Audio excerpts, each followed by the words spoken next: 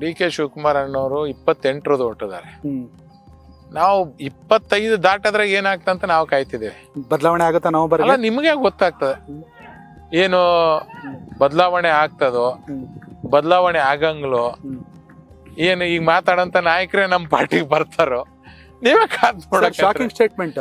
ನೀವು ನೋಡಕಂತ್ರಿ 26 ನಿಮ್ಗೆ ಗೊತ್ತಾಗ್ತದೆ. ಡಿ ಕೆ ಶಿವಕುಮಾರ್ ಅವರೇ ಬಿಜೆಪಿಗೆ ಬರ್ಬೋದು ಅಥವಾ ಬರ್ತಾರೆ ನೀವ್ ಹೇಳ್ತಿದ್ದೀರಾ? ನಾನ್ ನಿಮಗೆ ಇಷ್ಟೇ ಸಿಂಪಲ್ ಆಗಿ ನಾನು ಹೇಳೋದು, ಡಿ ಕೆ ಶಿವಕುಮಾರ್ ಅಣ್ಣ 28 ತನ ಕಾಯಂತದ ಅವಶ್ಯಕತೆ ಇಲ್ಲ.